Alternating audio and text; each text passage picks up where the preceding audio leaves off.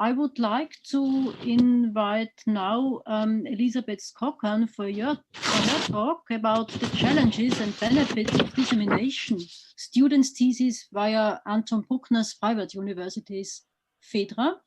And Elisabeth Skokan is part of the library at the Bruckner Privat University. And she is responsible for Phaidra at this institution. And we are looking forward to your talk. Thank you, Liz. Hello, everyone. I hope you can hear me well. Yes, perfect. Okay, thank you very much for your introduction, Susanne. I will try and share my screen now. And would ask you to say as soon as you can see it. Yes, you can see. Yes, okay. Right. Perfect. Thank you. There we go. Yeah. Actually, why I prepared my little presentation for today, I realized that some of the things I'm going to say also apply to other content and not just to students' thesis. So I slightly changed the topic to the challenges and benefits of disseminating students' thesis and other academic and artistic output via Bruckner University's Phaidra. I'd like to start with some facts about a university that are important for understanding the preconditions and requirements of our Phaidra.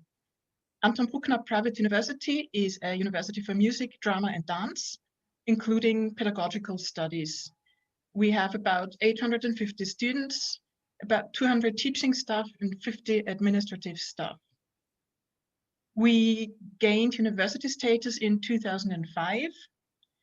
And it's important to know that Bruckner University evolved from a music conservatory that was founded in the early 1930s. And its history is still felt in the major focus on performance, that is playing instruments, dancing and acting. The goal of achieving high quality research output is relatively new at our university and definitely got a boost when both artistic and academic doctoral programs were introduced in 2019. One of the key research areas being that of artistic research. And I've also given the start URL to our Phaidra at Bruckner University. This growing importance of research is reflected in the latest version of the university's corporate mission, which can be found on our website. And I've always given the German version and the English version, and I'm going to read the English one to you. The artistic work of the university is focused on performing, pedagogy, and research with an equal emphasis on artistic communication, development, and outreach. And an important focus of the Bruckner University is academic research, both historical and systematic, into themes related to the arts, as well as research, academic and artistic, at the interface between artistic and academic methods. Being a private university, Bruckner University has to be accredited or re-accredited every 5 years to keep its status. And other than public universities in Austria, we are not bound to governmental requirements such as digitization or open access initiatives. That's why it was not before 2019 that Bruckner University officially started a digitization campaign. The first steps of this initiative were not very promising.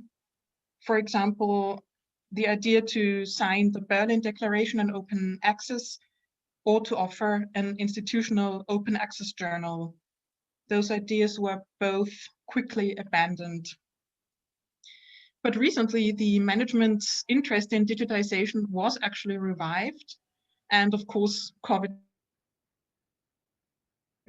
plays a crucial role in these latest developments. Actually, during the university's general meeting 2 days ago, the management declared its high commitment to exhaust the possibilities of digitization in order to support future teaching activities. And we shall see if there will also be a positive impact on the research activities and, of course, on the library's role.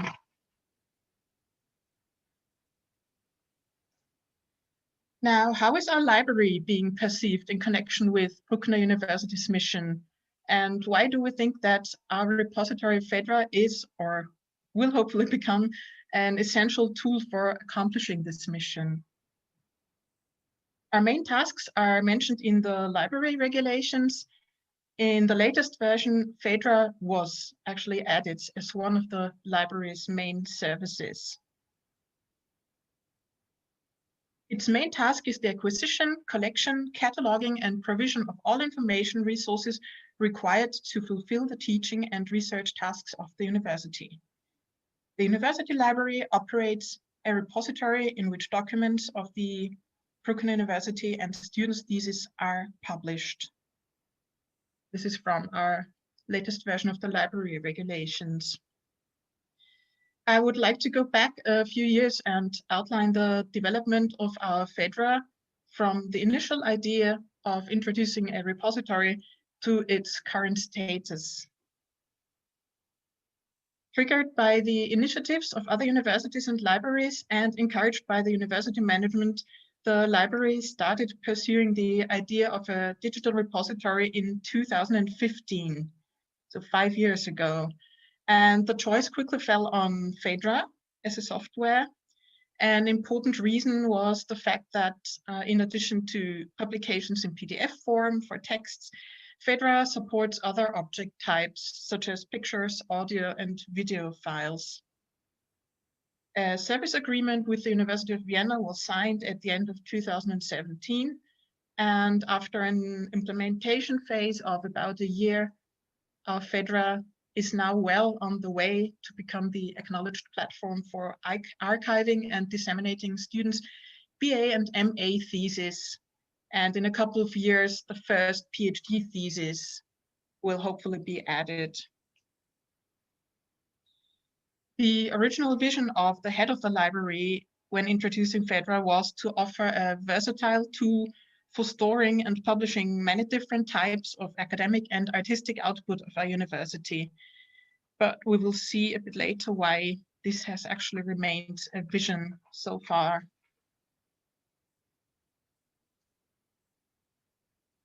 Despite many initial difficulties, the library's activities concerning Phaidra so far have been acknowledged and included in the documentation of Bruckner University's output. But this required and still requires that the library constantly reminds the relevant players of the university of the possibilities of Phaidra and how it can support the activities and aims of Bruckner University.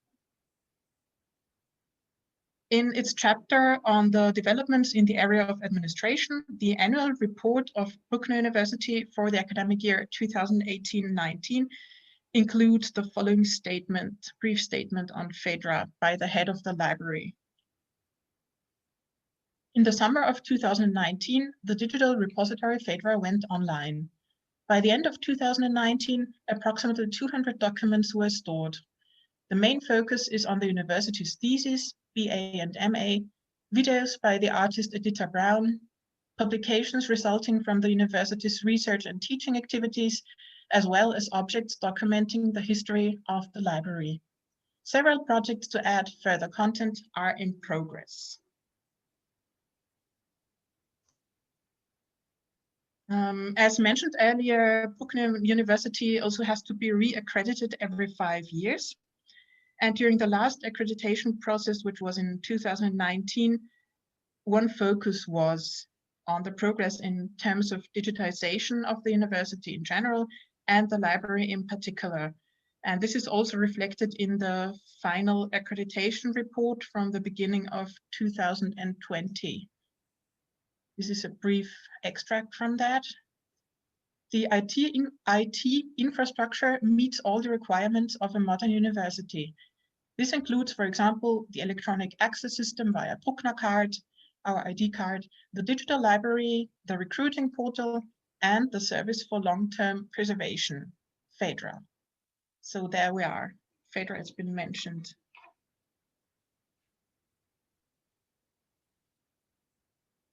These are very small but important achievements of the library's role as a promoter of Phaidra, we believe. But what is at least as important for us is the perception of Phaidra as a practical research tool for our users.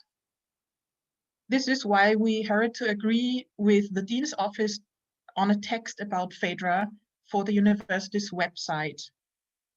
The Dean's Office is responsible for study affairs and legal issues at our university, for example, in connection with students' thesis, and that's why they were our first point of contact at the beginning of 2019.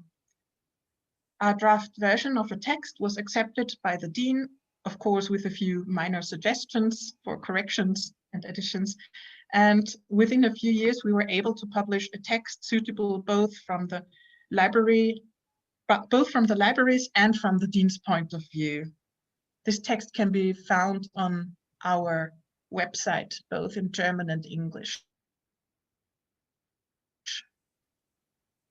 I'm not going to read it out to you, but you can take a look whenever you want.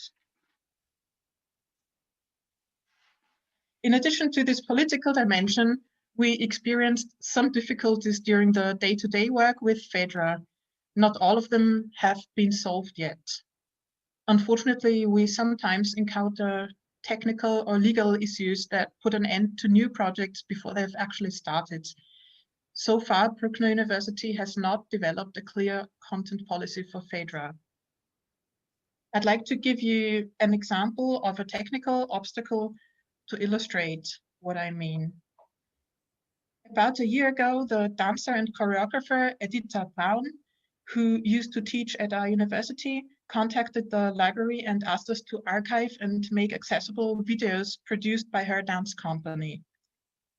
She was very excited to hear about our Phaidra and wanted to sign an agreement immediately. Unfortunately, it turned out that our university does not have the human and financial resources to offer a streaming server, which would have been necessary for watching videos directly in Phaidra. So the only possible solution was not to upload the videos themselves, but instead to use the object type of resource, that is a link in Phaidra. In this way, we offer the links to the videos on Vimeo, which is a video platform where they are already available. And with detailed metadata of the dance productions, we're hoping to enhance the visibility of Edita Braun's videos through Phaidra. But of course, this is only a workaround. So here we are with the rich metadata that were pointed out by Larissa earlier. Edita Braun is happy with the solution for the time being, but of course this and some other examples soon made us realize that it will take much longer than we thought to acquire additional content. You can see the metadata on 2 pages here. And when you click the link, open the link, this is where you get, and you can watch the video. And we did tell Edita that it's very important that it doesn't change the link, because actually you do get a sort of permanent link from Vimeo.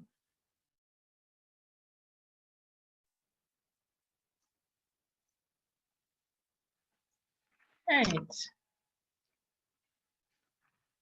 Those were some technical issues, and another big obstacle are the various legal issues in connection with the repository that you probably all know too well. For example, last year, a collection of rare audio files of Eduard Steuermann, who is a renowned pianist and composer from the 20th century, was offered to us by a musicologist closely connected to Bruckner University. Our professor of musicology was really interested in including this audio archive in the digital holdings of Bruckner University. So we started a sort of task force and even had 2 meetings with the rector, who did express a keen interest in supporting this project. But soon it turned out that there were several questions concerning copyright that would have needed clarifying with Steuermann's heirs and various archives and record labels in Europe and the USA. So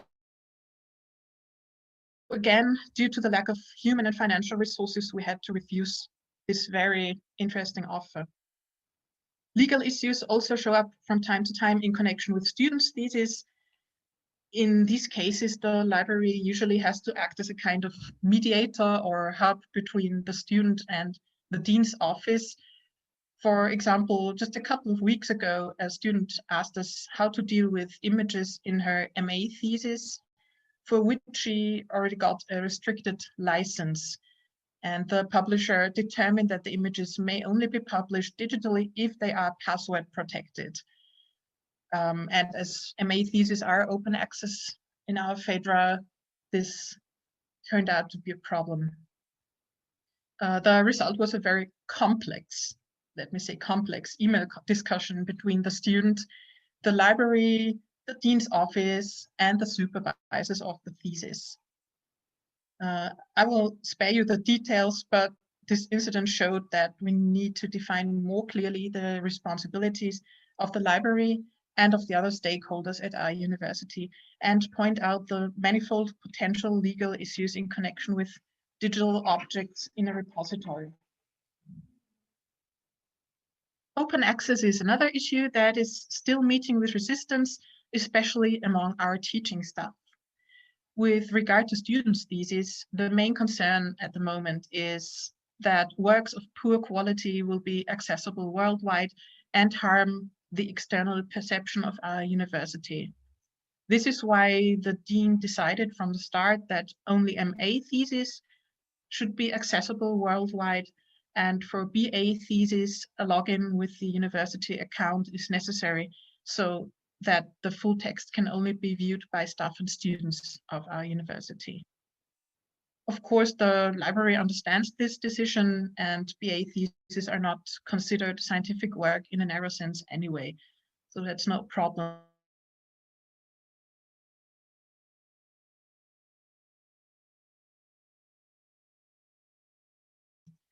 But we do expect an increase in the importance of research output in the form of publications by our faculty. Quite probably we will pick up on open access again in a few years' time. At least we hope so. On a more positive note, we think that Phaidra generally does work very well for archiving and making accessible students' theses in their digital form. And one of the reasons why our main focus was on this content right from the beginning was a very practical one, that is a lack of space in our library. Up to 2019, all BA and MA theses were shelved in print form at our library. And we are already experiencing a shortage of space, both in our open shelves area and in the closed stacks. So we were glad when the Dean's Office immediately supported the library's proposal to limit the print versions to those graded with distinction. Since the beginning of 2019, all theses are available in digital form via Phaidra, regardless of the grade, and only those with distinction are shelved in physical form. Another benefit is that our users are generally finding it easy to access the thesis in Phaidra, and discoverability and sharing is facilitated by the permanent link, this object link you can see in the top right corner. And with our switch to Alma and Primo as a library system this September, a couple of months ago, we have actually managed to publish our Phaidra data, the metadata, automatically via the Dublin Core metadata scheme.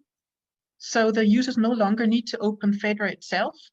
They can search for both physical and digital versions of theses in our library catalog, and where available, directly click the link to the object in Phaidra.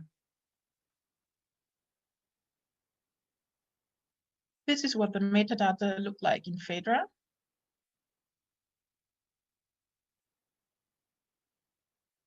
If you click on the Dublin Core object link on the right-hand side, you can actually see the raw metadata, the Dublin Core scheme. And these are the metadata published in Primo, pushed to Primo.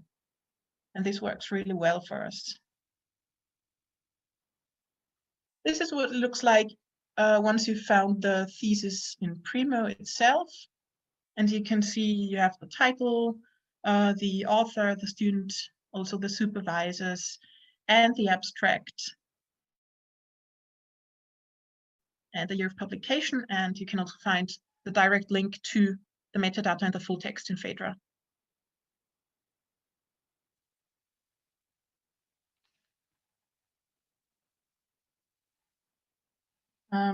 Although, as mentioned before, the role of digitization is not yet as prominent at Bruckner University as it might be at many bigger public universities, it has increased recently, and the COVID-19 situation did lead to a higher awareness in this respect. So we are confident that this has already and will strengthen the library's position as an information provider in addition to its traditional task to provide physical books and scores.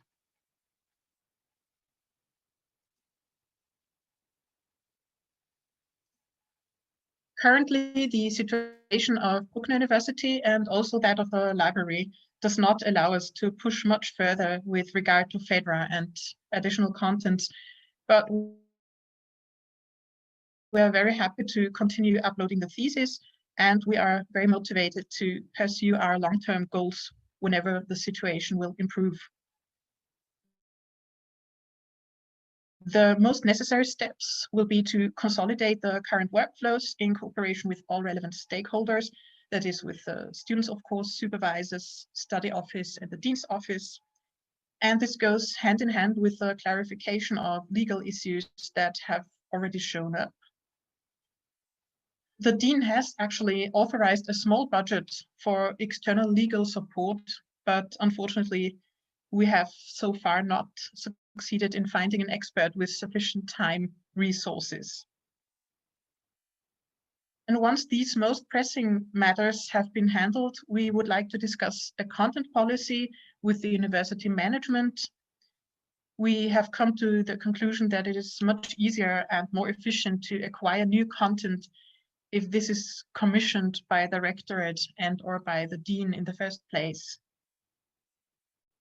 And finally, both internal and external marketing will be of high importance once we have offered more content beyond the BA and MA thesis. As an immaterial information service, a repository will, by definition, only be successful when both library staff and customers or end users are happy with it. This can be reached by motivating staff to work with it, evaluating customer satisfaction, so the end users, and by ensuring a certain degree of interaction between both groups. And staff training and information of teaching staff and students will definitely be vital at that point. This is what I mean by internal marketing. Right, that's it for me. I hope that I will be able to present new achievements and more content in a few years' time, maybe within this forum. Thank you, Liz. Great, thank you. You are doing a great job in your university because it's not so easy to implement such a repository. I know. Thank you. Also against all odds.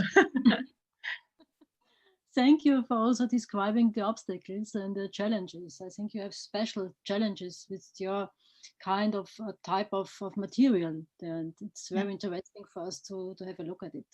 Yeah, and we are always very happy to, or I'm very happy to hear from other people who are having the same problems or have probably found ways of, how to manage them and how to overcome them. So that's why I thought it's also a good place to present this. Perfect.